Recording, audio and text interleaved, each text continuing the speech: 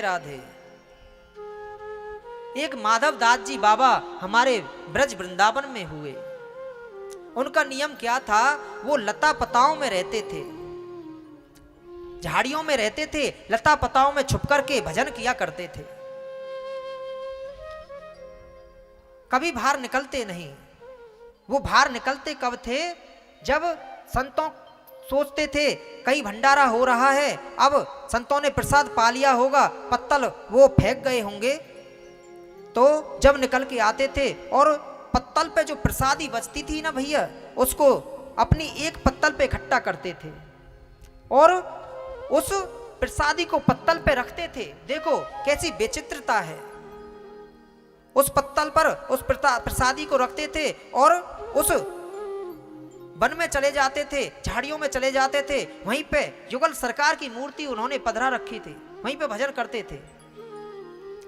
अब देखिए, जो संतों की प्रसादी थी ना, उसी से संत प्रसादी से वो पहले भगवान का भोग लगाते थे। देखिए, भगवान का भोग लगाते थे, फिर स्वयं उसको पाते थे। ऐसा उनका नियम था। एकांत में भजन करते थे, एक ही समय निकलते थे, सोचते थे अब भंडारा कहीं हो गया होगा, पत्तल संत फेंक के चले गए होंगे, उस पर कुछ बचा होगा, उस प्रसादी को एक पत्तल में रख लेते थे और ले आते थे, भगवान का भोग लगाते थे, फिर उसको पाते थे, फिर भजन में बैठ जाते थे। ऐसा उनका नियम था। एक दिन क्या हुआ, भजन में थोड़ा विलंब हो गया, भजन करते रह गए। सोचा अरे संत तो प्रसादी पाकर के चले गए होंगे। एकदम से ध्यान आया, दौड़े दौड़े गए और पत्तल में प्रसादी को लिया है, वापस आए हैं। आज क्या हुआ, आज महाराज जल्दी जल्दी में ठाकुर जी का भोग लगाना भूल गए, भोग नहीं लगा पाए। देखो ठाकुर जी की कैसी लीला है, आज भोग नहीं लगा पाए और उसमें से एक कौर लिया है और उसको अपने मुख में पा लिया है। अब उसको पा भी जाते तो भी अच्छा था, पर जैसे ही मुख में रखा तो याद आ गया, अरे मैंने तो ठाकुर जी का भोग नहीं लगाया। अब याद आया, अब सोचने लगे क्या करूं। मन कहता है इसको पा लेता हूं और फिर हाथ धो करके शुद्ध अवस्था में आकर के, शुद्ध होकर के ठाकुर जी का भोग लगा करके फिर पा लूंगा। पर मन कहता है नहीं नहीं, ठाकुर जी का अपमान हो जाएगा, अभी तो ठाकुर जी का भोग तो लगा नहीं और उससे पहले मैं पालूं तो ठाकुर जी का अपमान हो जाएगा। फिर मन कहता है इसको उगल देता हूं, फिर शुद्ध अवस्था में आकर के, शुद्ध होकर के ठाकुर जी का भोग लगा दूंगा, फिर पा लूंगा। पर होता क्या है, सोचते क्या है, इसको यदि उगल देता हूं तो संतों का अपराध हो जाएगा, संत प्रसादी का अपराध हो जाएगा, ये भी मैं नहीं कर सकता। आज तो माधव दास जी बड़ी दुविधा में फंस गए, करूं तो करूं क्या, क्या करूं।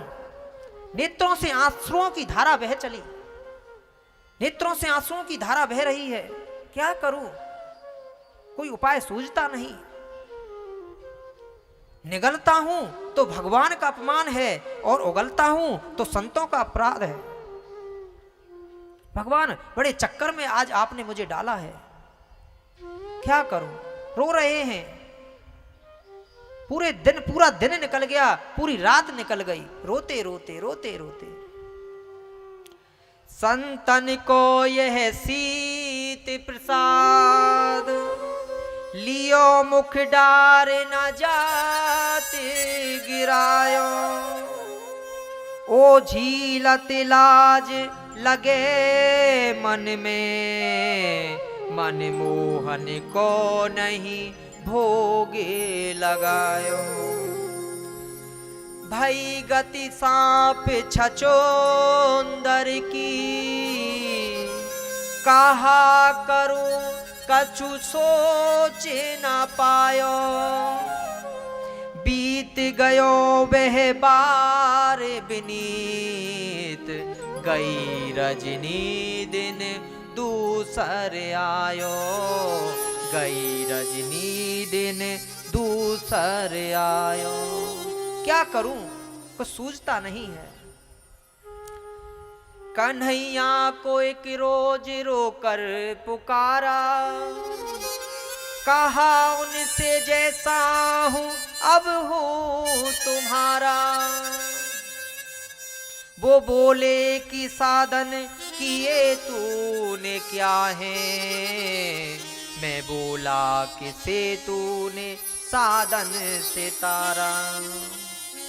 वो बोले दुनिया में आकर किया क्या, मैं बोला कि अब भेजना मत दोबारा।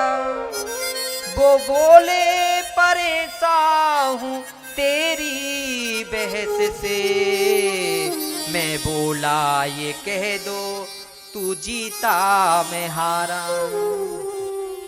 वो बोले कि जरिया तेरा क्या है मुझ तक, वो बोले जरिया तेरा क्या है मुझ तक। मैं बोला द्रग बिंदु का है सहारा, मैं बोला कि द्रग बिंदु का है सहारा। नेत्रों से अश्रों की धारा बह चली है, पर पता है ये जो टेढ़ी टांग वाला है ना, ये भक्त की परीक्षा भी बहुत लेता है भैया। बोलो राधे राधे, बहुत परीक्षा लेता है। जब देख लेता है ना ये एकदम पक्का है, हार मानने वाला नहीं है, तब ठाकुर जी स्वयं साक्षात प्रकट हो जाते हैं। आज माधव के सामने ठाकुर जी प्रकट हो गए और ठाकुर जी ने अपने हाथ से माधव को भोग पवाया है और माधव ने ठाकुर जी को भोग पवाया है। बोलिए राधे राधे।